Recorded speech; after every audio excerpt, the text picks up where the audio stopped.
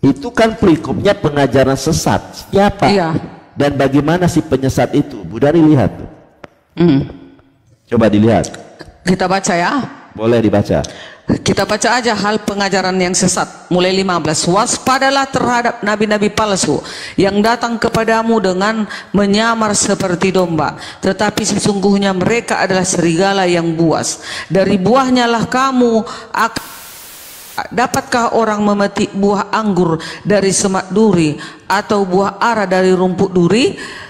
Demikianlah setiap pohon yang baik menghasilkan buah yang baik, sedang pohon yang tidak baik menghasilkan buah yang tidak baik. Ayat 18. Tidak mungkin pohon yang baik itu menghasilkan buah yang tidak baik, ataupun pohon yang tidak baik itu menghasilkan buah yang baik. 19. Dan setiap pohon yang tidak menghasilkan buah yang baik pasti ditebang dan dibuang di dalam api. Jadi dari buahnya lah kamu akan mengenal mereka. Nah, sementara tadi sudah saya baca di dalam Kisah para Rasul 9 ayat 31. Boleh saya tanggapi dulu Bu Dari terkait Matius 7. Jadi boleh. Kata Yesus, pohon yang baik tidak mungkin menghasilkan buah yang buruk. Yang buruk ya. Pohon yang buruk tidak mungkin menghasilkan pohon yang baik. Iya. Saya ulangi nih ya, biar Bu Dari tidak salah paham.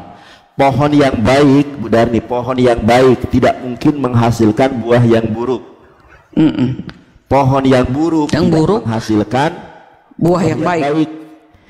Nah, kalau kita lihat Bu Darni, Paulus ini pohonnya buruk. Bayangkan, dia dari kalangan Farisi pertama.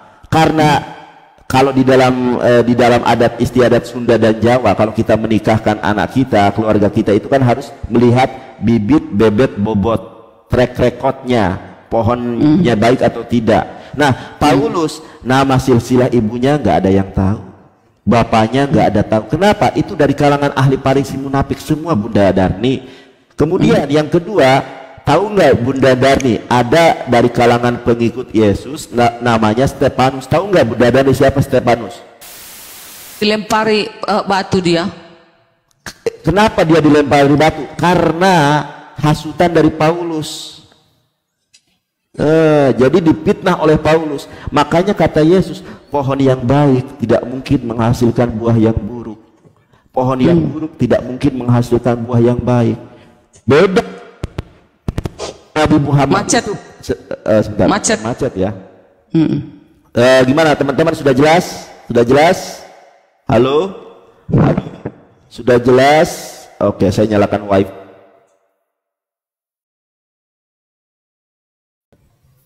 Teman-teman jelas? Halo? Aman? Baik, saya ulangi Bunda Dani ya. Tadi macet sampai mana? Pohon yang baik ya.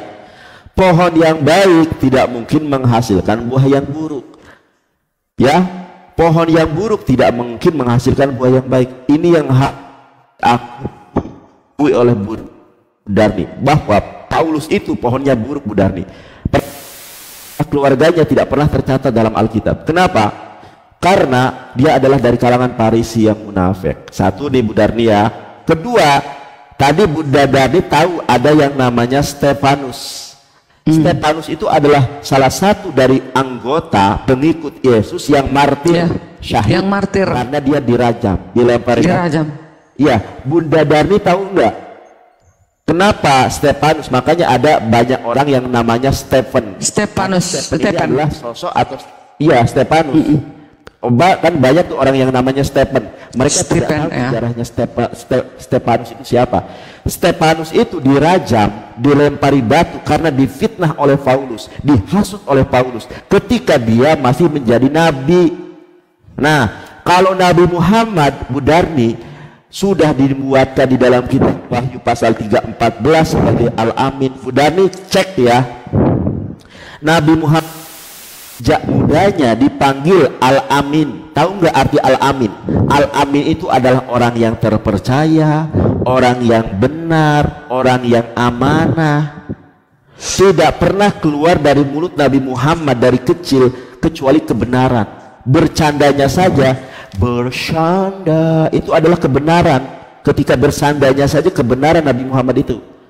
Ya, pernah Nabi Muhammad Shallallahu Alaihi Wasallam ketika ada nenek-nenek mendatangi Nabi Muhammad, ya Rasulullah, apakah di surga, apakah saya masuk surga? Waduh, mohon maaf kata Rasulullah, di surga nggak ada nenek-nenek. Nangis nenek-nenek itu. Halo, aing tuh masuk surga ya kumaha aing tuh masuk surga. Nah, itu bahasa Sunda. Nenek-nenek ini nangis. Ya Rasulullah, aku nggak masuk surga berarti karena aku sudah nenek-nenek. Kata Rasulullah, nenek di surga itu memang nenek nanti itu menjadi anak yang muda lagi. Iya. Umur 33. Umur 33. 30. Nah, makanya Rasulullah bercandanya saja kebenaran. Nah, Rasulullah itu digelari Al-Amin sebelum dia jadi nabi. Itu gelar bukan buatan dia sendiri. Wah teman-teman, gelari aku Al-Amin dong. Itu legitimasi dari masyarakat setempat, baik Islam maupun kafir mengakui bahwa Rasulullah Al-Amin. Tahu tidak Bu Dari, orang-orang Mekah itu menentang ajaran Nabi Muhammad, gak mau mengikuti ajaran Nabi Muhammad. Tetapi ketika orang-orang Mekah bermusafir, berniaga ke Syam, ke Palestina, ke Irak, ke Mesir, kemana itu ya, itu menitipkan intan, permata dan uangnya kepada siapa? Kepada Nabi Muhammad. Makanya Khadijah radhiyallahu anha, seorang wanita saudagar kaya, menikah dengan Rasulullah karena Rasulullah pernah bekerja kepada Khadijah radhiyallahu anha dan beliau amanah, tidak pernah ngentit. Tahu ngentit nggak Bu Dani? Ngentit. Apa itu? Ngentit itu bahasa Jawa, artinya ngutil. Ngutil itu bahasa Jawa. Ngutil. Ya, saya bahasa Indonesianya apa ya? Ngutil, ngentit. Saya talarere lah lihat. Ini ngambil barang tapi sedikit gitu loh, Bu Dani ya. Korupsi. Ya. Oh, ya korupsi. Ngutil. Nah, bahkan kita lihat nih, saya tunjukkan datanya ya. Kalau saya itu nggak mau berkata dusta, nggak ada kata ini. Aku lah dulu. Ya, udah kebanyakan. Saya dulu nanti Bu Darni ini saya belum selesai. Nah, ini adalah sirah Nabawi Bu Darni ya. Sirah Nabawi itu saya tunjukkan dulu datanya biar Bu Darni. Bu Darni, ini adalah perjalanan hidup Rasul yang agung Muhammad Sallallahu Alaihi Wasallam dari kelahiran hingga detik-detik terakhir. Kita lihat Bu Darni, bagaimana Rasulullah Sallallahu Alaihi Wasallam itu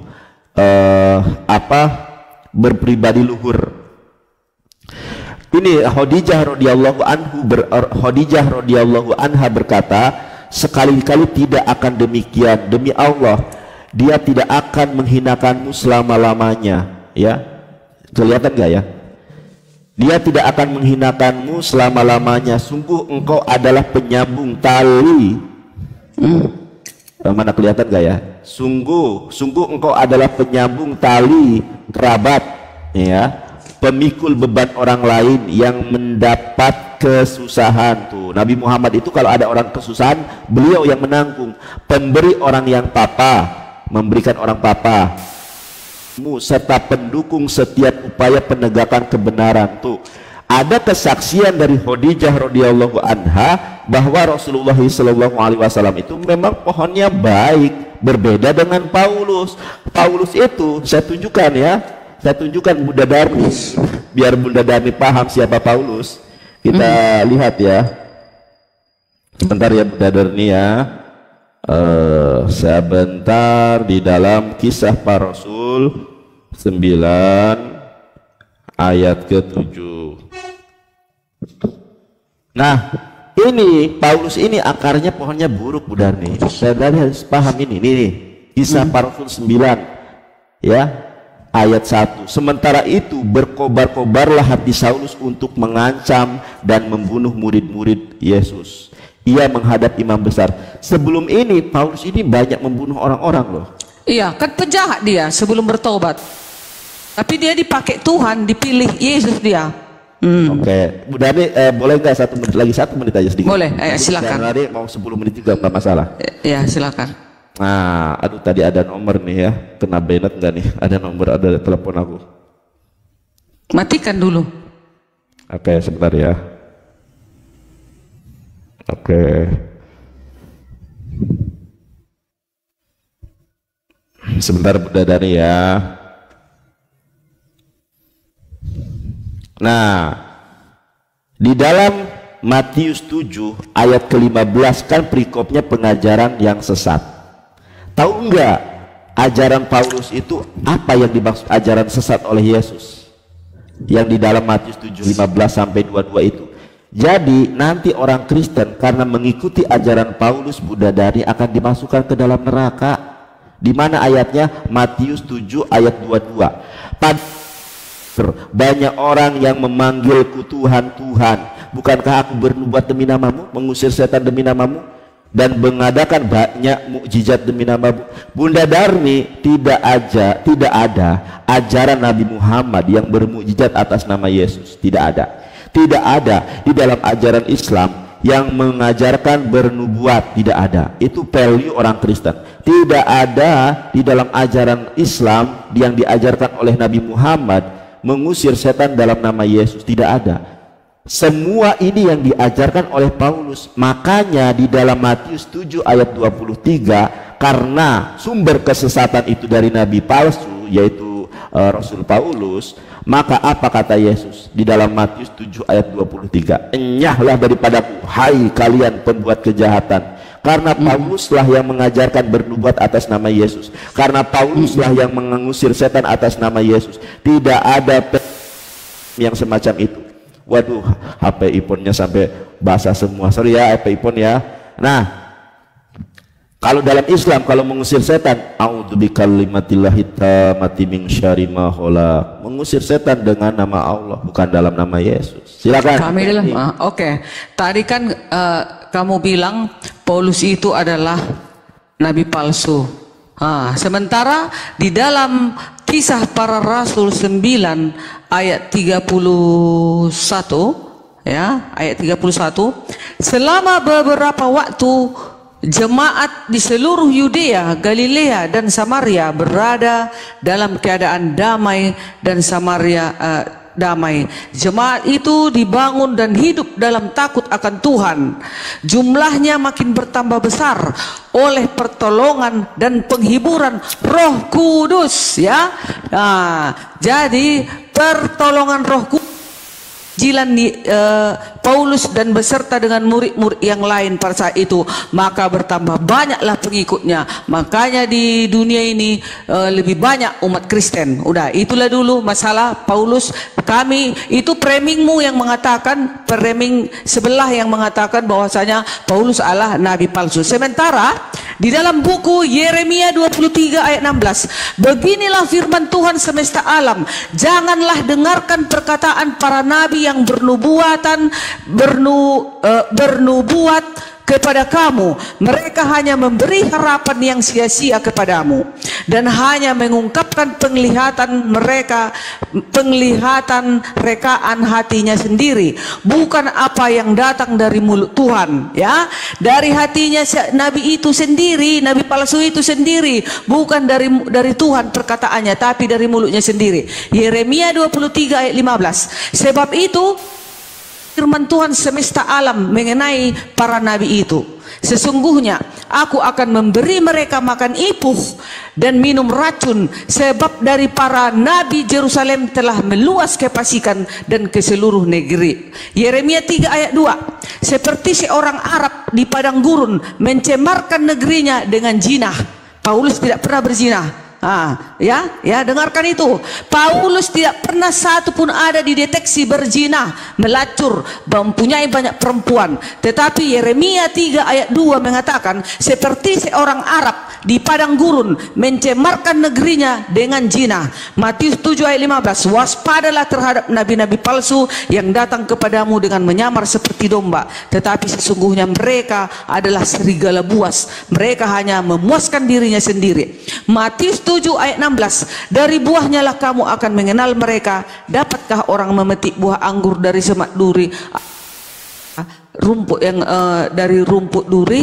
Nah, terus tidak mungkin pohon yang baik. Sudah kita baca tadi Yeremia 3 Tadi sudah dikatakan Yeremia 3 ayat 2, seperti seorang Arab di padang gurun mencemarkan negerinya dengan jinahnya.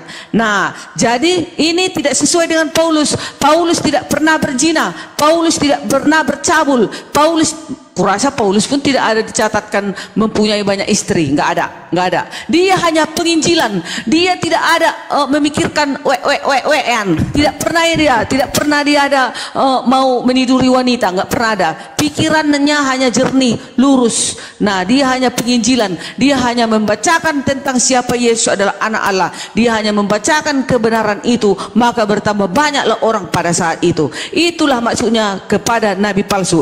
Jadi kalau yang dikatakan orang Farisi dan munafik, itu maksudnya begini, orang Farisi dan munafik, dia tahu kebenaran tidak dilakukan. Contoh, sudah diturunkan 10 hukum, tapi manusia itu tidak mengindahkannya, malah menukar-nukarnya, merombak-rombaknya. Itulah maksudnya orang-orang munafik. Jadi waspadalah kepada nabi palsu. Maksud Yesus ini akan datang kelak nabi palsu. Nah, kita selidiki sendirilah. Kita tahulah sendiri siapa yang akan datang nabi palsu. Tetapi kalau Paulus, dia hanya rasul, dia tidak nabi. Itu dia. Baik. Dia suci, tak pernah ada kejahatan kecuali sebelum bertobat ya. Sebelum bertobat iya penjahat besar dia. Enggak ada menandingi kejahatannya sewaktu dia baru bertobat. Tetapi setelah dia bertobat, dia selalu suci pemikirannya, selalu suci. Makanya dia matinya aja pun dipenggal kepalanya. Itu ngeri dia matinya. Ya. Paulus ketika dia belum bertobat nabi atau bukan? Singkat saja. Enggak, dia sebenarnya jadi apa? Pekerja dia di Roma. Dia kan dia nggak ada nabi loh. Mana ada tulisannya? Rasul 13 ayat ke-1 ketika bukan si Paulus dibilang itu. Enggak. Di dalam ayat ke-1 pasal ke-13 bahwa Paulus adalah nabi. Yang jelas, tanyalah seluruh umat Kristen yang ada di pelosok dunia ini. Kami tidak pernah mengatakan Paulus itu adalah nabi, tetapi kami mengamini dia adalah hanya seorang rasul, utusan Isa Al-Masih, utusan Yesus. Nah, itu kan setelah Paulus bertobat memang. Ini harus dibedakan nih. Iya. Gini ya, saya bedakan dua nih. Fase sebelum bertobat, fase setelah bertobat. Iya. Fase sebelum bertobat, sebentar berada nih. Fase setelah dia bertobat menjadi Rasul Yesus. Iya. Menurut iman Kristen, setelah fase bertobat, Paulus menurut Kristen Rasul Paulus, Rasul Yesus. Nah, sebelum bertobat dia pembunuh dan sebelum penjahat besar dia sebelum rasul. Sebelum jadi rasul dia adalah penjahat besar. Nah, betul. Salah satu kejahatan besar dia adalah dia nabi sebelum bertobat loh ya. Enggak ada nabi Elohim, enggak ada nabi Elohim yang jahat. Bisa para rasul kan disebutnya nabi palsu, Bunda Darni. Nabi palsu nanti yang akan datang nanti, kemudian hari maksudnya. Saya tunjukkan ya. Nah, contohnya nih Bu Darni ya. Contohnya nih. Paulus mengajarkan tentang Roh Kudus, tetapi murid Yesus tidak kenal itu Roh Kudus. Makanya Musa juga tidak menyembah Roh Kudus. Nah, di dalam Yohanes 14 ayat ke-6 justru Yesus adalah jalan bagi nabi. Bacakan ya Bu Dani ya. Di dalam Yohanes 14 ayat ke-6 kata Yesus, Anohi akulah haderek jalan VH Ehmet Ahmad kebenaran. Kata Yesus, aku adalah jalan pembuka bagi Ahmad Muhammad. Nah, sekarang Bu Dani buka nih. Bu Darni buka bagaimana ajaran Paulus di Kisah Rasul 19 ayat kedua. Coba baca. 19 ayat 2. Paulus di Efesus. Iya betul. Kisah Rasul 19 ayat 2. Coba perhatikan. Ayat 2. Ayat pertama dulu. Ketika Apolos masih di Korintus, Paulus sudah menjelajah daerah-daerah pendalaman dan tiba di Efesus. Di situ didapatinya beberapa orang murid. Ayat 2 katanya kepada mereka, sudahkah kamu menerima Roh Kudus? Sudahkah kamu menerima? ketika kamu menjadi percaya, ketika menjadi percaya ya, sudahkah kamu menerima Roh Kudus? Akan tetapi mereka menjawab dia, belum. Berarti mereka belum percaya, kan gitu. Mereka belum mendapat Roh Kudus. Belum. Bahkan kami belum pernah mendengar bahwa ada Roh Kudus. Nah itu. Nah ternyata Bunda Darni, para murid Yesus tidak kenal Roh Kudus loh. Murid-murid Yesus tidak kenal Roh Kudus. Karena kenapa? Lalu baca ke depan, baca lagi, jangan, enggak boleh. Tunggu, baca dulu. Lalu kata Paulus kepada mereka, kalau begitu dengan baptisan manakah kamu telah dibaptis? Jawab mereka, dengan baptisan Yohanes. Kata Paulus, baptisan Yohanes adalah pembaptisan orang yang telah bertobat. Dan ia berkata kepada orang banyak bahwa mereka harus percaya kepada Dia yang datang kemudian daripadanya, yaitu Yesus. Ketika mereka memberi diri mereka dibaptis lalu dalam nama Tuhan Yesus. Nah, itu dia. Jadi baru mereka menerima setelah diterangkan. Justru itu murid-murid Yesus ternyata nggak pernah tahu itu Roh Kudus, karena murid-murid Yesus dibaptis oleh Yohanes Pembaptis, bukan oleh Yohanes Pembaptis. Iya kan? Bunda, murid-murid Yesus dibaptis oleh Yohanes Pembaptis, ya kan? Murid-murid Yesus tidak kenal itu Roh Kudus. Karena kenapa? Karena yang disampaikan oleh Yesus adalah kedatangan Nabi Muhammad, dan Yesus mengatakan bahwa akan datang nabi palsu di abad pertama yang mendatangi murid-murid Yesus. Itu yang tidak Budarni jawab. Kan tadi saya tanya nih, di dalam Matius 7 ayat ke-15 Yesus mengatakan, waspadalah terhadap nabi-nabi palsu yang datang kepada kalian murid-muridku. Kemudian apa kata Yesus? Udah datang kepadamu, ya sebentar. Waspadalah, sebentar ya, Matius 7 ayat ke-15, waspadalah terhadap nabi-nabi palsu yang datang kepadamu yang menyamar seperti domba. Domba ini adalah value, adalah manifest secara etimologi di dalam kekristenan adalah Kristen. Ada nabi palsu yang menyamar jadi Kristen. Tetapi kata Yesus, sesungguhnya mereka adalah serigala buas. Ini saya rasa tadi belum dijawab oleh Bu Dani. Siapa nabi palsu yang mendatangi murid-murid Yesus yang menyamar jadi Kristen? Siapa Bu Dani? Nah kan sudah kujawab, Nandar. Kalau Nabi Elohim tak ada nabi palsu, tetapi yang dimaksud Yesus ini adalah akan datang nabi palsu. Nanti ku bilang namanya, kau tersinggung, umat-umat yang lain nanti. Jadi kita pikirkan, tahulah kau kemana arahnya. Kalau kami maksud nabi palsu itu adalah menuju ke RT sebelah sana, kan gitu. Nah, tetapi kan kau tunggu dulu, nyambung dong.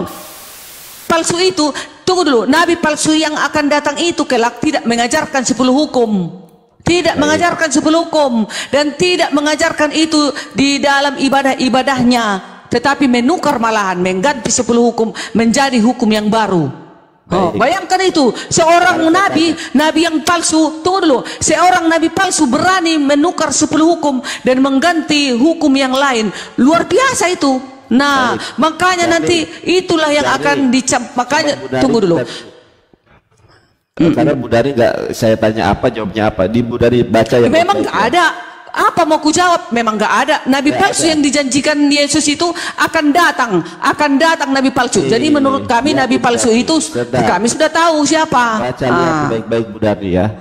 Waspadalah terhadap nabi-nabi palsu yang datang kepada menyamar seperti Kristen, tetapi sesungguhnya mereka adalah serigala buas. Bu Darni, ini ya. Mana menyamar seperti Kristen? Ada aja kau nanya. Sekarang saya tanya, domba itu definisi dalam kekristenan apa, Bu Darni? Domba di dalam. Maksudnya gini, orang-orang sebelah mau datang merayu-rayu kami dan akan mau menarik kami. Contoh kayak Sinandar lah, termasuk nabi palsu. Karena kau mau mengajak aku meninggalkan Yesus, kan gitu. Kaulah termasuk murid-murid nabi palsu. Itu. Gitu maksudnya. Boleh saya tanggapi? Itu tanggapan kami. Tanggapan kami kalau kalian lain lagi. Kita lihat Bu Darni ya. Ini kata Yesus, waspadalah terhadap nabi-nabi palsu yang datang kepada ini kalau dalam bahasa Ibraninya. Ya, sebentar ya. Ini kalau dalam bahasa Ibraninya hijahasu min nabi ay hasyaker habaim alaihem. Nah, alaihem di sini kalau di dalam gramatikal Ibrani adalah kepada murid-murid Yesus, bukan makanya saya tadi tanya, siapa nabi palsu yang mendatangi murid pertama? Kalau Bu Darni mengatakan saya nabi palsu, misalnya Luga nabi palsu, maka ini ucapan Yesus berarti meleset. Karena yang Yesus katakan, waspadalah terhadap nabi-nabi palsu yang datang kepada kalian murid-murid yang 12 dengan menyamar seperti domba. Bu Darni akui atau tidak, domba di dalam perspektif kekristenan adalah orang Kristen itu sendiri. Jadi kalau kita baca secara literal, begini artinya, waspadalah terhadap nabi-nabi palsu yang datang kepadamu dengan menyamar seperti Kristen, tetapi sesungguhnya mereka adalah serigala yang buas. Nah, kemudian tadi Bu Darni mengatakan, sekarang saya tanya, tadi Bu Darni mengatakan bahwa ajaran nabi palsu itu menghapus hukum-hukum Torah. Sekarang saya tanya, orang Kristen melakukan hukum Sabat atau tidak? Mengkuduskan hari Sabat?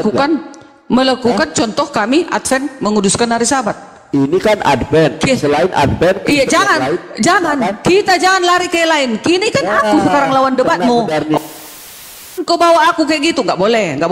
Kita nggak bisa gitu. Kita nggak bisa, bukan takut. Iya, bukan takut. Nah, Darni udah ketampol sendiri kan. Tadi enggak, sekarang kitanya sekarang jangan kita bawa-bawa agama orang. Nanti kalau kalau berbicara sama mereka, baru kamu bicara sama mereka. Sekarang kau hadapi ini Diarni Simatupang yang kau hadapi. Nih Diarni Simatupang. Saya kan menanggapi apa yang tadi Darni katakan, ya kan? Darni mengatakan nabi palsu itu adalah yang menghapus hukum Torah, yaitu 10 hukum Torah loh, kuduskan hari Sabat, menukar, meniadakan sama sekali. Meniadakan. Sekarang kalau Bu Darni tidak makan babi, melaksanakan hukum Torah atau tidak? Bu Darni kan tidak makan babi. Ya, tidak makan babi, melaksanakan hukum Torah atau tidak? Tidaklah. Ya, melaksanakanlah hukum Torah kan gak makan babi. Yang tidak makan babi tidak melaksanakan. Ya, yang tidak makan babi berarti melaksanakan hukum Torah seperti melaksanakan. Contoh Darni, Ibu. Bu Darni tidak makan babi, melaksanakan hukum. Tidak makan babi melaksanakan Taurat. Tidak makan babi melaksanakan hukum Torah. Ibadah hari Sabat melaksanakan hukum Taurat. Hukum Tuhan. Kemudian hukum yang pertama menyembah satu Tuhan, Bu Darni sama. Sekarang kami Bu Darni, Kristen di muka bumi selain daripada Kristen Advent, mereka tidak mengkuduskan hari Sabat. Satu, sebentar ya. Orang Kristen di muka bumi itu mengkuduskan hari Minggu, bukan hari Sabat. Yang mengkuduskan hari Sabat cuma Kristen Advent.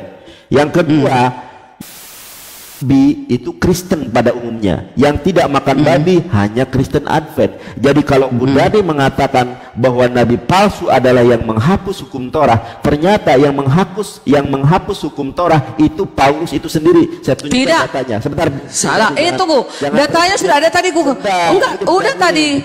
Oke. Jangan. Ya, nanti aku ya. Oke, sorry. Lihat, ini kan yang menghapus hukum Torah kan si Paulus. Coba Bu Darni jangan tergoncang dong. Ini lihat nih. Oke, ayatnya bikin. Ini coba lihat nih ya. Bu Darni baca loh ya, Galatia 2 ayat ke-16. Apa kata si Paulus? Kamu tahu bahwa tidak seorang pun yang dibenarkan oleh karena hukum Torah. Tuh. Jadi hukum Torah itu tidak benar. Kenapa Bu Darni lakukan? Tetapi tunggu baca terus. Bu Darni jangan tergoncang. Jangan sepotong-sepotong, dihabisilah. Sabar. Nanti Bu Darni. Galatia berapa tadi? Galatia 2. Ternyata si Paulus yang menghapus hukum Torah. Jadi si Paulus nabi palsu dong. Kita lihat nih. Enggak. Saya bacakan dulu. Masih banyak Bu Darni ayat-ayat yang lain bahwa Paulus menghapus hukum Torah. Coba saya bacakan ya. Kamu tahu bahwa tidak ada seorang pun yang dibenarkan oleh karena hukum Torah, tetapi hanya oleh karena iman dalam Kristus Yesus. Sebab itu pun kami pun telah percaya kepada Yesus Kristus supaya kami dibenarkan oleh karena iman dalam Kristus dan bukan oleh karena melakukan ini. Sebentar Bu Darni, jadi ini dong saya. Sabar. Terus. Jadi bacanya nggak jelas. Bu Darni diam dulu, nanti setelah saya selesai silakan Bu Darni tanggapi. supaya karena kami dibenarkan oleh karena iman dalam Kristus dan bukan oleh karena melakukan hukum Torah. Apa kata Paulus? Sebab tidak ada seorang pun dibenarkan oleh karena melakukan hukum Torah. Si Paulus inilah yang hukum Torah. Bahkan kata Paulus, Bu Darni melakukan ibadah sabat itu tidak benar, kata si Paulus. Bu Darni tidak makan babi tidak benar, kata si Paulus. Justru Bu Darni ini mengikuti siapa? Bu Darni ini mengikuti Yesus, tidak makan babi. Kalau si Paulus makan babi. Bu Darni ibadah pada hari sabat mengikuti siapa? Mengikuti Yesus. Paulus ibadahnya hari Minggu. Jadi yang menghapus hukum Torah itu dari kalangan Bunda Darni sendiri, yaitu Bapak Paulus. Bu Darni, mudah-mudahan Bu Darni udah silakan. Begini ya, makanya teman-teman, kalau nggak ngerti Alkitab ini, jangan berani mencomot-comot. Tunggu ya, dengar ya. Galatia 2 ayat 16, kamu tahu bahwa tidak seorang pun yang dibenarkan oleh karena melakukan hukum Taurat, udah, tetapi oleh karena iman di dalam Kristus.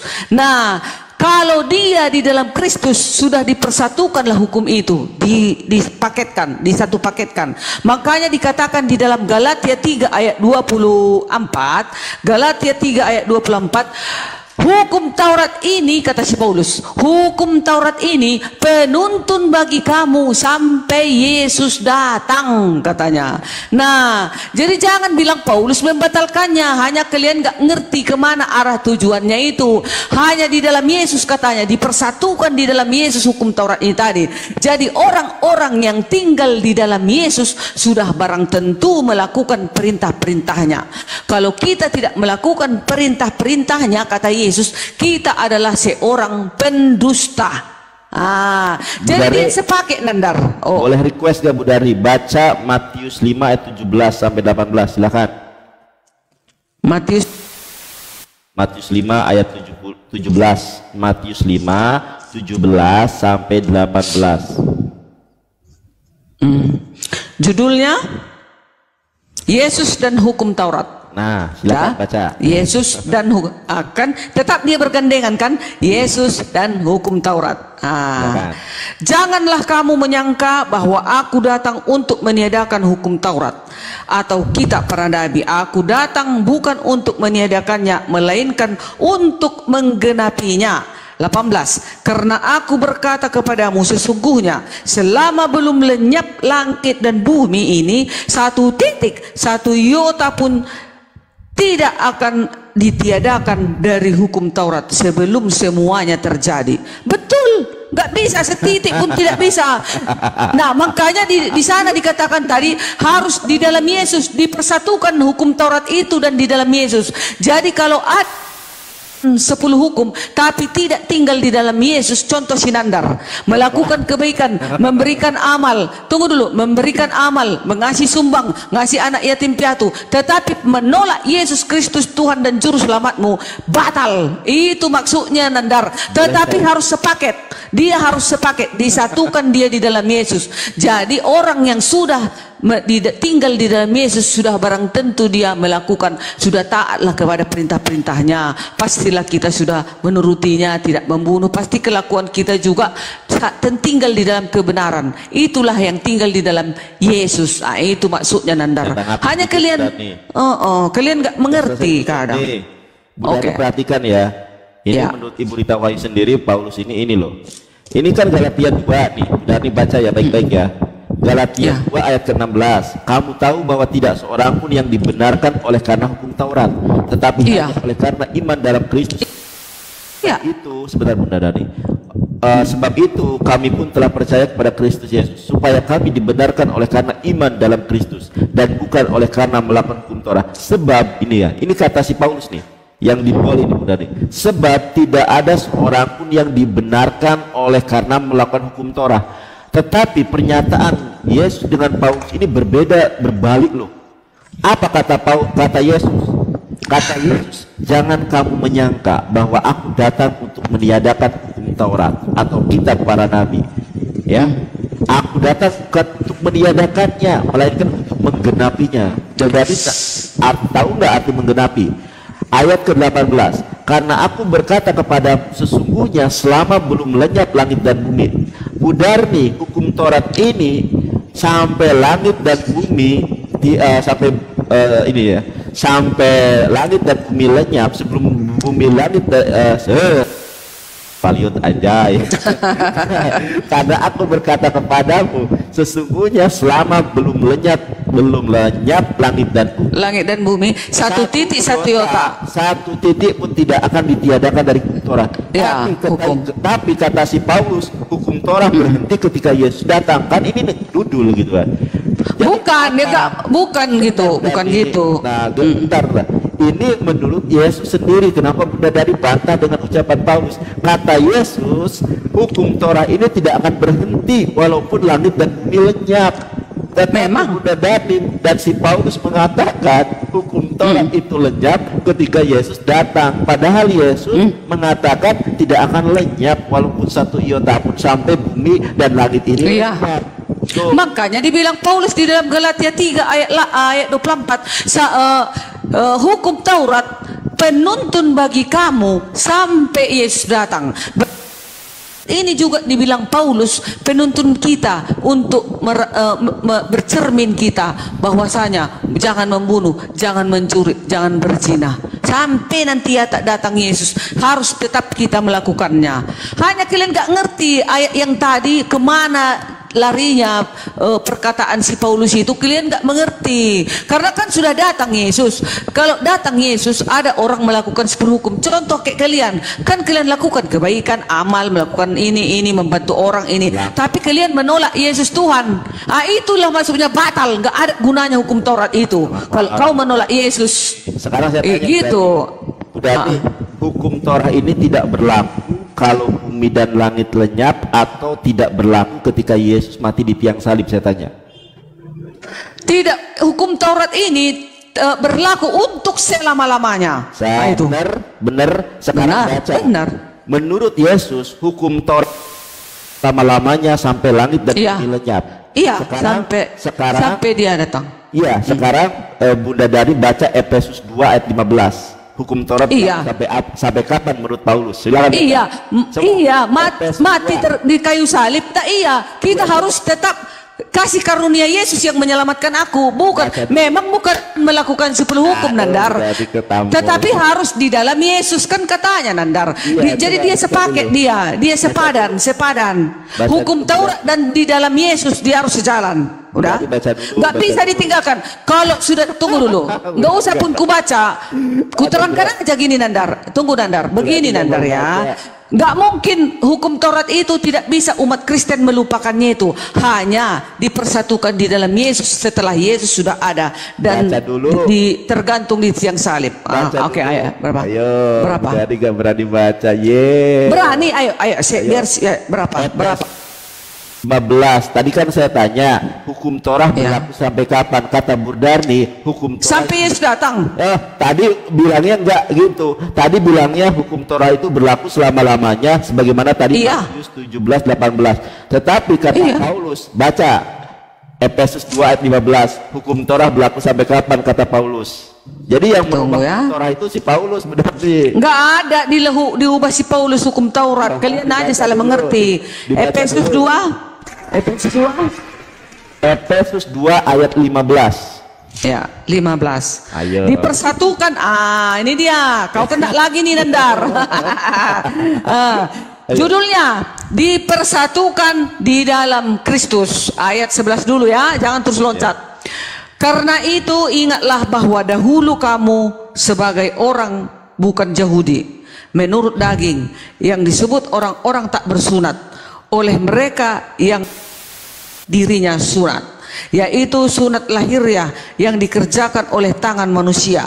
Bahkan bahwa waktu itu kamu tanpa Kristus tidak termasuk kewarganegaraan Israel dan tidak mendapat bagian dalam ketentuan-ketentuan yang dijanjikan, tanpa pengharapan dan tanpa Allah di dalam dunia. Tetapi ayat 13, tetapi sekarang di dalam Kristus Yesus kamu yang dahulu jauh sudah menjadi dekat oleh darah Kristus. Ayat 14, karena dialah damai sejahtera kita yang telah dipersatukan kedua pihak, yang dipersatukan di dalam hukum Taurat dan Yesus Kristus, kedua belah pihak, dan yang telah merubuhkan tembok pemisah, yaitu perseteruan. 15, sebab dengan matinya sebagai manusia lah telah membatalkan dengan segala perintah dan ketentuannya untuk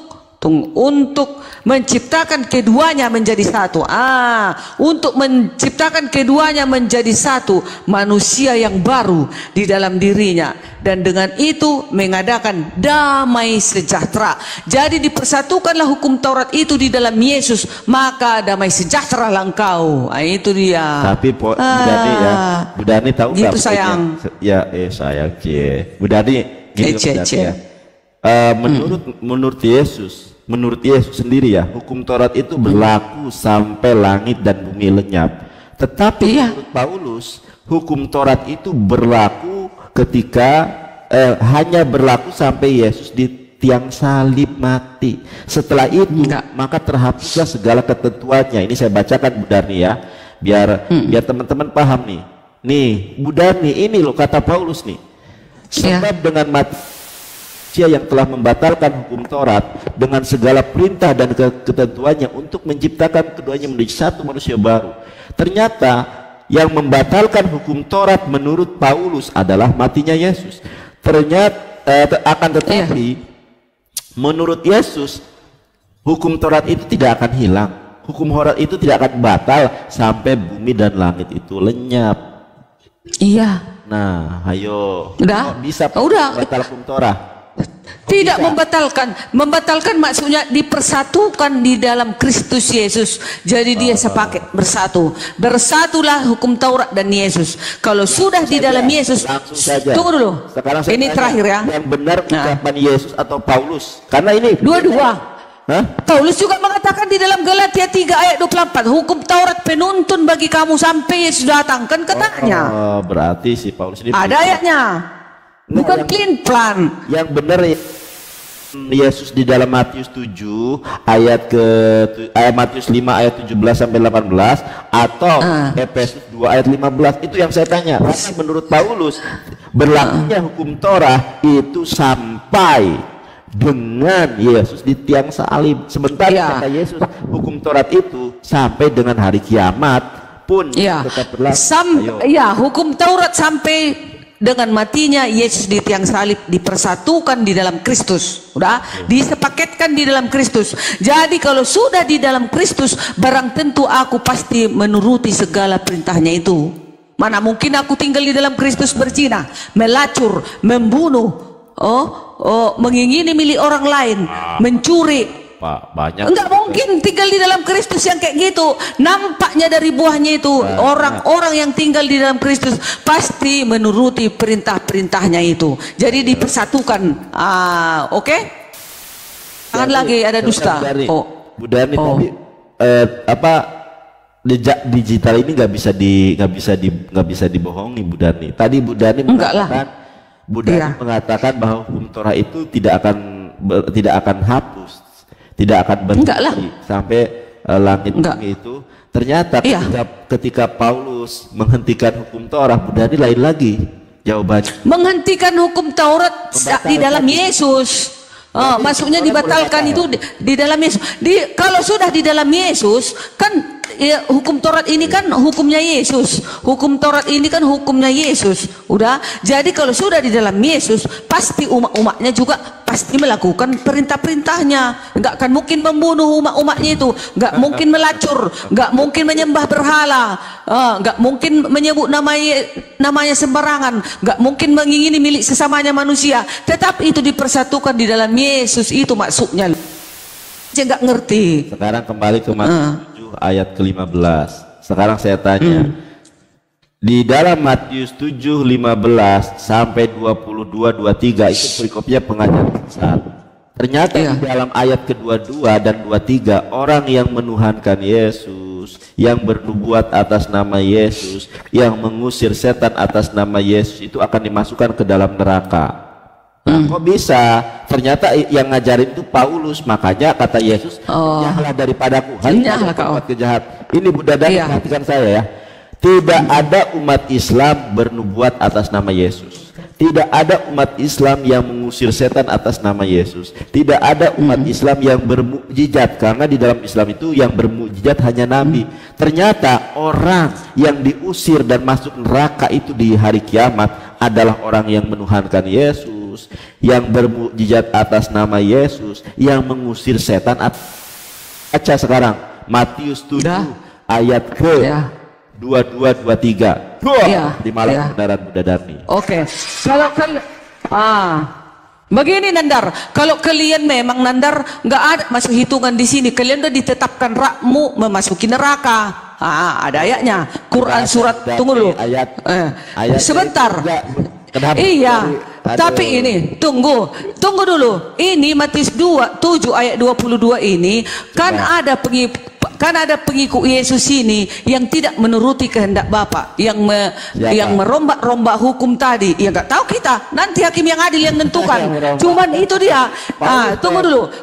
Bukan, Paulus nggak ada dirombak. Paulus kan udah dibilang Galatia 3 ayat 24, hukum Taurat penuntun bagi kamu sampai yang Yesus datang. Jadi yang dikatakan di Matius 7 ayat 22 ini, Matius 7 ayat 22, bukan setiap orang yang Tuhan akan masuk ke dalam kerajaan surga, melainkan dia yang melakukan kehendak Bapakku. Kehendak Bapa itu maksudnya melakukan kehendaknya, hukum 10 itu, hukumnya itu, perintah-perintahnya itunya kehendak Bapa.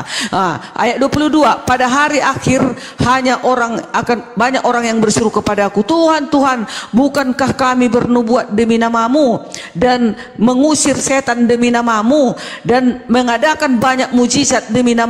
Katanya banyak juga orang-orang Kristen yang munafik, banyak juga orang-orang Kristen yang tidak melakukan kehendak Bapa itu tadi, hanya simbol-simbol dia umat Yesus, tetapi banyak juga kejahatan yang mereka lakukan. Jadi nggak seenak itu dong kita walaupun kita pengikut Yesus sudah kita semua masuk surga. Oh tidak, yang melakukan kehendak Bapa itulah yang diterima, itulah yang akan dibawa ke surga. Roma 1 ayat 8, orang yang di dalam Yesus Kristus tidak ada penghukuman atasnya, katanya.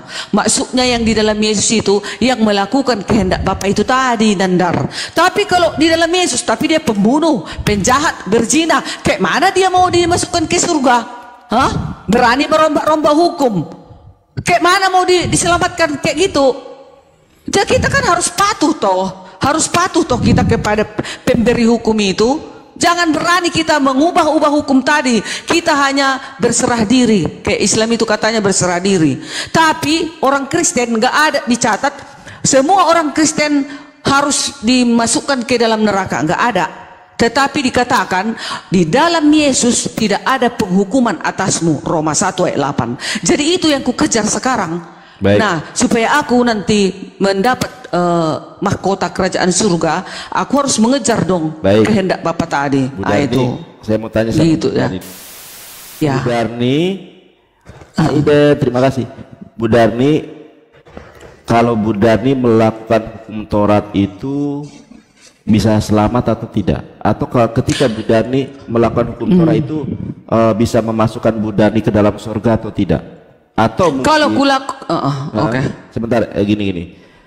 Ya. Apakah menurut Bu Darni iman itu yang menyebabkan, kan gini, ada di luar Protestan, di luar Advent, Katolik ya, ada dari Tiberias, Karismatik, Betani dan lain sebagainya. Mereka pun kan beriman kepada Yesus.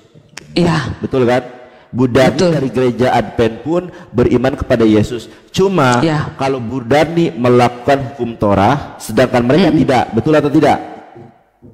Terus jawabnya biar ku jawab. Saya, yang dapat memasukkan surga menurut Bu Darni karena iman kepada Kristus, lakukan hukum Torah, beriman kepada Yesus dan melakukan perintah-perintahnya sepaket. Oke, baik ya. No comment, sepaket.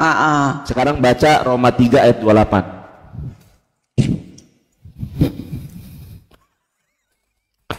Kenapa ketawa? Gak lucu aja Bu Darni. Roma 3 ayat 28 Bu Darni. Tunggu, belum dapat. Aduh, kok Roma paling gampang, kok jadi payah Roma ini. Roma 3 ayat 28. Ayo.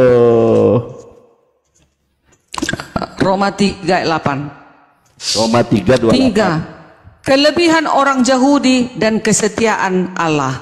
Ayat 8. 28. Roma 3 ayat 28. Bu Darni, jangan Semua manusia adalah orang berdosa. Semua manusia adalah orang berdosa. Judul di atas perikopnya. Iya. Oh. Baca. Ayat 28. Manusia dibenarkan karena iman. Oke. Ayat 27 dulu. Jika demikian apakah dasarnya untuk bermegah? Tidak ada. Berdasarkan apa? Berdasarkan perbuatan? Tidak, melainkan berdasarkan iman. Karena kami yakin bahwa manusia dibenarkan karena iman dan bukan karena ia melakukan hukum Taurat. Ah, itu dia. Oh, iya. Sebentar Bu Darni, aku baca Dia dulu sepaket. ya. Bu Darni. Iya. Karena kami yakin bahwa manusia dibenarkan karena iman dan bukan karena melakukan hukum Torah. Ternyata yang akan ternyata Bu Darni, kalau Bu Darni menyatakan Kristen yang lain sesat, ternyata justru yang melakukan hukum Torah yang tidak dibenarkan dalam iman. Itu gimana? Iya, maksudnya gini. Ini salah lagi kau. Harus melakukan hukum Taurat dan beriman kepada Yesus. Aduh. Dan beriman kepada Yesus. Kayak mana caranya? Nandar, ku tanya dulu kau. Dengan secara logika, diasah dulu otak ini. Kepada Yesus, tapi aku membunuh, berzina, mencuri. Mungkinkah aku selamat? Kan enggak kan? Jadi maksudnya itu hak yang beriman kepada Yesus. Kalau sudah beriman kepada Yesus, barang tentu sudah melakukan perintah-perintahnya. Itu tadi.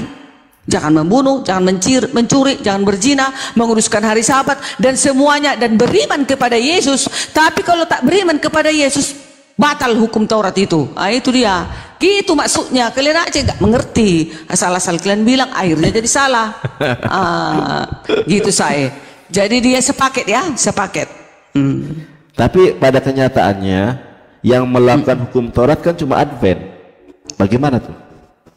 Yang Protestan nggak ada loh. Bu Darni, sekarang saya tanya, Bu Darni tidak merayakan Natal, Bu Darni tidak makan babi, Bu Darni mengkuduskan hari Sabat.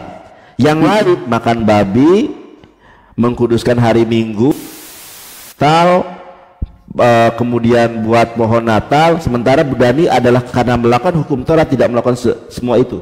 Bu Darni, kalau kita kalkulasikan di dunia ini, Kristen yang melakukan dan yang tidak melakukan hukum Taurat itu lebih banyak yang tidak melakukan hukum Taurat. Yang melakukan hukum Taurat itu hanya Advent.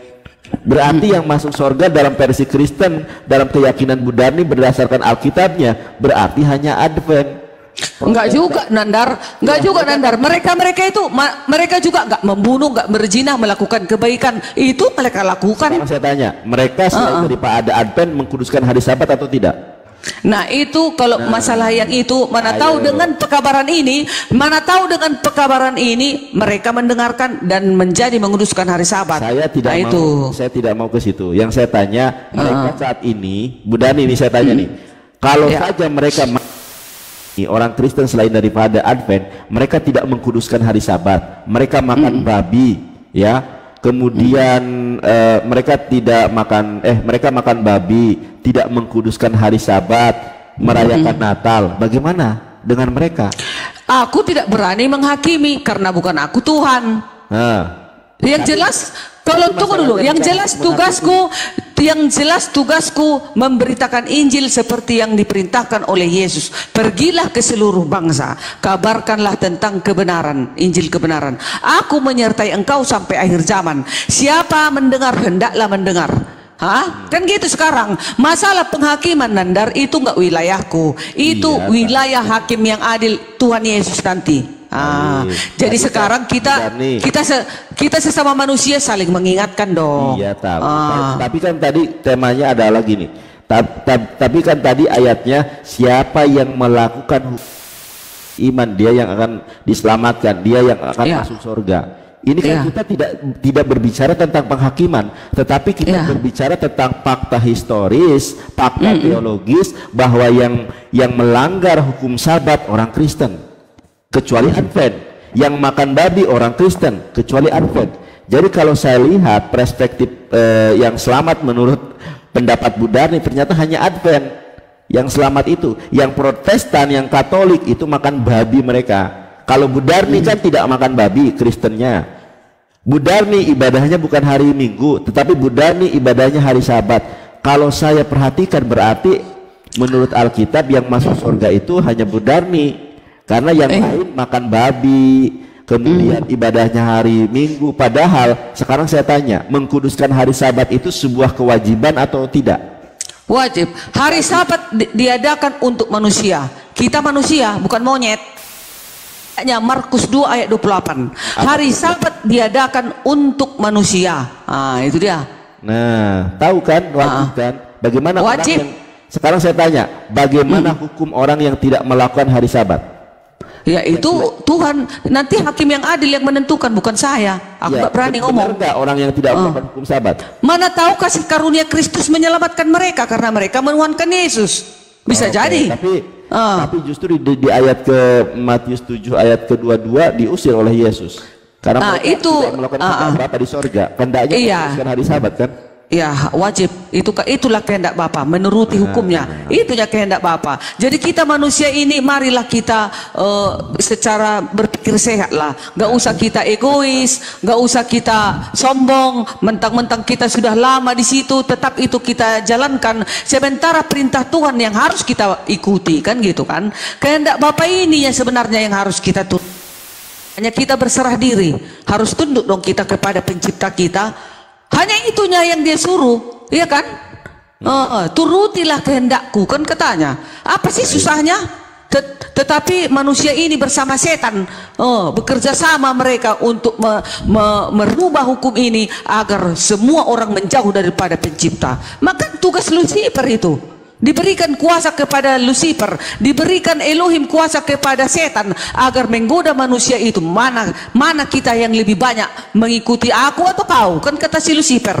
Kenapa nggak dimatikan Elohim Lucifer itu? Sebentarnya dimatikannya itu setan itu, iya kan? Tetapi Tuhan itu memberikan kebebasan kepada kita. Masihkah kita menuruti hukumnya tadi? Bayangkan, sungguh kasihanlah kita, berani-beraninya kita melanggar dan merubah-rubah hukum, bahkan meniadakan 10 hukum. Tak pernah kita ajarkan di rumah-rumah ibadah. Ini loh perintah Elohim itu, ini loh hukum Elohim. Gitu loh Nandar. Benar nggak? Saya tanya juga kepada Budarni. Budarni, bersunat itu, hitan itu hukum Torah atau bukan Budarni? Itu hukum apa? Hukum upacara pada waktu bangsa Yahudi. Tetapi boleh bersunat untuk kesehatan. Tetapi tidak menjadi iman kita itu gitu. Tapi untuk kesehatan boleh diizinkan. Gitu loh. Gitu ya. Baik. Tetapi yang paling dibutuhkan, sunatlah kulit katan hatimu dari segala bentuk kejahatan. Kau bayangkan Nandar, disunat kau, tapi kau membunuh, tapi kau berzina, mengganti-ganti perempuan segala macam, berjudi kau, mabuk-mabukan kau, tapi kau bersunat nih. Nah, tapi yang diinginkan Tuhan adalah sunatlah hatimu dari segala kejahatan, baru engkau datang kepada aku. Itu dia. Itu yang lebih utama. Baik. Matius 7 ayat 22, siapa yang menuhankan Yesus masuk neraka. Banyak orang yang bersuruh kepadaku, Tuhan, Tuhan, bukankah kami bernubuat demi namamu? Apa kata Yesus? Nyahlah daripadaku, hai kalian pembuat kejahatan. Pembuat kejahatan. Orang yang menuhankan Yesus itu disebut pembuat kejahatan, Budarni. Gini itu loh, karena ada orang seperti tadi cerita kita, udah aku Tuhan, Tuhan, Tuhan, tetapi itu tadi mereka berzina, mereka melacur, mereka membunuh, mereka tidak mau saling berbagi kepada saudara-saudara. Itu namanya munafik. Nggak diinginkan Elohim seperti itu. Budarni lihat perikopnya apa di situ? Matius 7:15, coba lihat perikopnya apa? Matius 7 ayat 15, hal menghakimi ayat 7 ayat 15.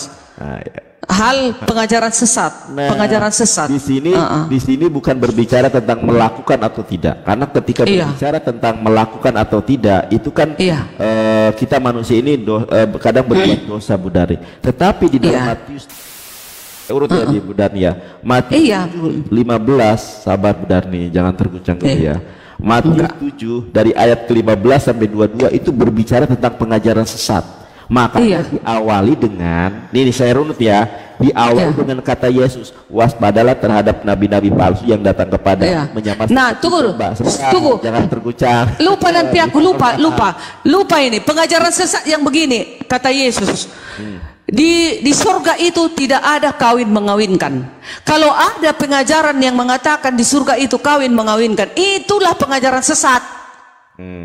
Kau sesat karena di surga tidak ada kawin mengawinkan, kan kata Yesus. Nah, ya udah, benar ada ayatnya. Bawa coba itu penyesat, itu penyesat. Tunjukkan ayatnya di dalam surga tidak ada kawin mengawin. Jangan garuk-garuk, jawab. Ada. Di mana? Ada. Ayo. Di surga itu tidak ada kawin mengawin. Ayo kena lagi Bu Darni nih. Iya. Memang nggak ada. Yesus sendiri mengatakan semua. Coba cari dulu ayatnya. Bu Darni kena lagi nih. Coba cari dulu ayatnya. Apa itu? Ya cari dulu ayatnya di mana di. Apa yang mau ku cari? Loh. Matius. Kata Yesus. Nah, Bu Darni kan begini tadi. Ciri-ciri sesat itu adalah kalau ada kawin mengawin di sorga. Sekarang saya minta ayatnya di mana tidak ada kawin mengawin di sorga. Ayo. Ya bentar ya. Ayo kena lagi nih Bu Darni nih. Enggak, kok kena itu bola. Cari. Kena lagi. Adakah di taping? Adakah di taping? Cari di typing. Teman-teman kasih tahu tuh Bu Darni, katanya kok bisa Bu Darni ngomong nggak punya data. Ayo Bu Darni cari di typing. Teman ada yang tahu di typing. Padahal udah ku baca tadi lah, udah hilang lagi. Di mana dibaca? Di mana? Bu Darni mengatakan kalau ajaran sesat itu yang di sorganya ada kawin mengawin. Saya tahu Bu Darni ini ingin mendiskreditkan Islam. Saya tahu. Enggak lah, aku enggak kan tentang ajaran sesat. Sekarang tunjukkan datanya di mana di dalam sorga itu tidak ada kawin. Enggak ada Kristen yang mendukung aku di bawah ini, padahal gitu banyak ini 5.800. Ago ya mang. Bingung Bu Darni, bingung deh. Bukan bingung, udahnya ku baca. Sebentar. Ayo cari. Kan Bu Darni tadi minta berdoa sama Roh Kudus, bantulah saya. Coba sekarang minta sama Roh Kudus bantu.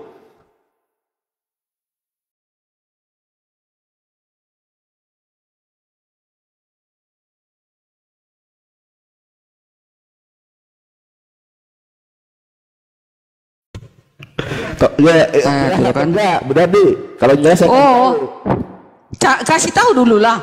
Pasti kau juga tahu. Ya. Justru yang saya tahu ada kawin mengawin di dalam surga. Saya nggak tahu. Nggak ada. Coba makanya. Nggak ada kawin mengawin. Coba tuh dicari tuh. Coba lihat tuh komen-komennya Kristen. Coba lihat. Kasihan teman-teman Kristen. Coba cari. Nggak ada orang itu mau ngasih tahu. Coba dicari komentarnya, lihat. Matius 22 ayat 30 katanya. Matius 22. Baca tuh, sudah dikasih tahu tuh. Ayat 30. Oh ya pertanyaan Saduki. Oh makasih ya. Karena pada waktu kebangkitan. Ini dia, kena kau. Makasih ya teman-teman di typing. Thank you banget. Aduh ya. Ini dia ya, Matius 22 ayat 30. Karena pada waktu kebangkitan orang tidak kawin dan tidak dikawinkan, melainkan hidup seperti malaikat di surga. Tentang kebangkitan orang mati tidak membaca difirmankan. Akulah bukan di sini dia. Salah ayat. Ayo teman-teman kasih lagi di ayat. Teman-teman. Oh iya ini, ya benar pas lah itu. Karena pada waktu kebangkitan orang tidak kawin dan tidak dikawinkan, melainkan hidup seperti malaikat di surga. Nggak ada kawin mengawin, tetapi ajaran yang sebelah kan kalian itu diberikan 72 bidadari kan? Oke, baik. Itulah yang sesat kata Yesus, bukan Baik, kata aku. sudah selesai. Sorry ya. Bu Darni. Sorry ya. Ini itu Bu dia. Darni, ini 5,9K yang melihat. Di situ bukan Iya. di sorga Bu Darni, di hari kebangkitan. Kebangkitan, Iya, itu ini. kebangkitan Sama, itu ke sama. sorga. Ini saya nih, ini saya orang Islam nih ya. Saya jelaskan iman saya ya. Iya. Bu Darni. Iya. Juga di hari kebangkitan itu nggak ada kawin mengawin. Nih, coba nih saya jelaskan ya. Jadi ini fase dunia ya, fase alam rahim. Kita manusia berada di fase alam roh, kita manusia di alam roh. Nah, ini Baca ini Nandar di bawah itu. Tunggu kau, enggak kau itu salah. Tunggu dulu. Ini ayatnya. Karena pada waktu kebangkitan orang tidak kawin dan tidak dikawinkan, melainkan hidup seperti malaikat di surga. Ada di surga. Boleh saya jawab? Boleh. Ya. Di hari kebangkitan tidak ada kawin mengawin, melainkan seperti malaikat yang Malaikat di surga. Seperti malaikat yang di surga. Nah, baik di dalam Islam maupun di dalam ajaran Yesus memang tidak ada kawin mengawin di hari kebangkitan. Ini yang salah kaprah di dalam ajaran Kristen. Nih, saya maksudnya di dalam ajaran Kristen ya, bukan ajaran Yesus ya. Saya jelaskan dulu makanya. Di dalam Islam itu ada fase dunia ini. Pertama adalah fase di alam roh, kedua fase di alam rahim, ketiga fase di alam dunia fana, keempat fase di alam barzah atau alam maut di dalam istilah Yesus, kelima fase hari kiamat, keenam hari yaumul ba'ats. Tanya Ustadz kalau saya salah. Tanya Ustadz, saya yakin 6.100 orang ini ada Ustadz, ada lulusan pondok, ada kiai, ada Ustadz. Nanti setelah hari kiamat itu ada hari kebangkitan. Di hari kebangkitan kata Rasulullah, kita dalam keadaan tidak berbusana, kita dalam keadaan tidak bersunat. Lalu Aisyah radhiyallahu anha bertanya, ya Rasulullah, kalau di hari kebangkitan nanti kita tidak pakai busana, di hari kebangkitan nanti kita laki-laki tidak bersunat, apakah kita tidak malu ya Rasulullah dengan Iya, aku dengarnya. Apakah kita tidak malu ya Rasulullah, di hari kebangkitan kita akan melihat satu sama lain nggak pakai busana? Kata Rasulullah, di hari kebangkitan boro-boro orang itu melihat satu sama lain. Di hari kebangkitan itu orang sibuk dengan amal perbuatannya masing-masing. Nah, setelah hari kebangkitan, setelah yaumul ba'ats, ada yaumul ma'syar. Yaumul ma'syar itu di mana orang-orang dari sejak Nabi Adam sampai dengan zaman Nabi Muhammad berkumpul di tanah yang sangat lapang dengan matahari yang sangat dekat. Kemudian orang-orang itu menjerit, bahkan ada yang tenggelam dengan air keringatnya sesuai dengan amal perbuatannya masing-masing. Di padang mahsyar itulah para manusia meminta agar segera dihisab.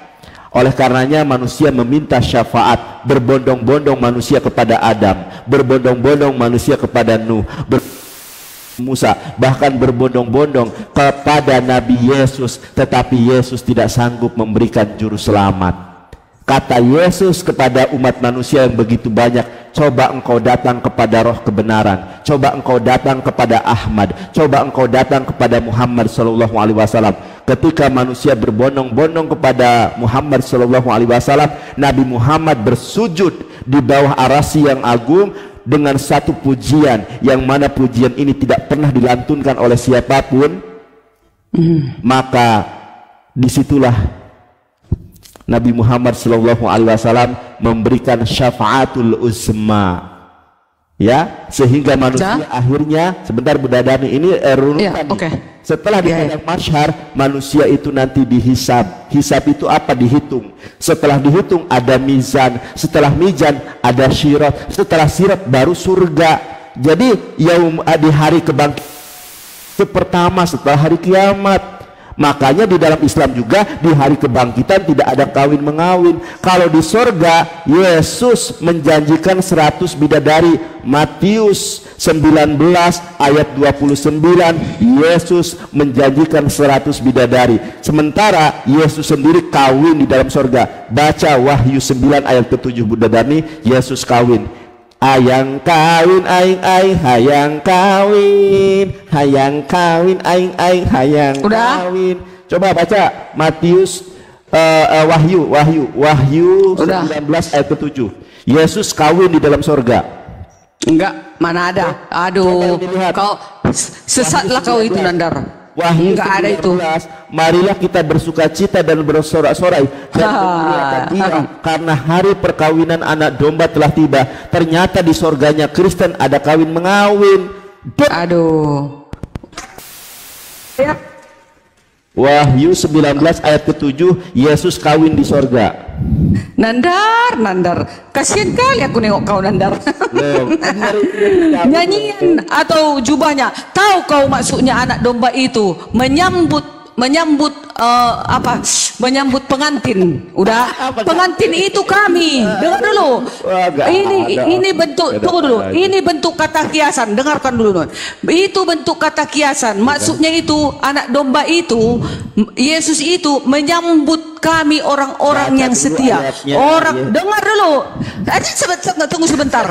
Ini pengertian kami yang mempunyai Alkitab. Bukan Yesus menikah Nandar. Kau itu udah error. Sakit jiwa kau, udah sakit jiwa. Coba lihat. Sakit jiwa namanya itu. Tunggu dulu. Kalau debat mesti tantrum ya. Aku suka-suka kalau. Enggak loh. Coba dibaca. Enggak. Aku bacakan ayatnya ya. Sukacita bersorak dengan memuliakan Dia. Dia ini mengacu kepada Yesus karena hari perkawinan anak domba adalah Yesus dan pengantinnya telah siap sedia. Yesus kawin kok. Gini Bu Dani ya, saya heran. Pengantinnya kami seluruh umat yang sudah selamat nanti. Waduh. Jadi maksudmu itu mau dimainkannya, itulah kesesatanmu Nandar. Aduh, itu maksudnya. Tunggu, aku yang punya Alkitab, aku yang mengajari kau. Maksudnya kami itu disambut anak domba itu, pengantin. Ibaratnya kami itu kayak pengantin. Macam mana caranya penyambutan pengantin? Menyambut permasyurinya, kan disambut dia datang. Begitulah kami juga akan disambut anak domba itu, akan disambut Yesus itu kami nanti masuk kerajaan surga. Mari sinilah anakku, disinilah kalian. Itu maksudnya Nandar, bukan dimainkan. Ada aja kau. Kalian sudah sesat kalian.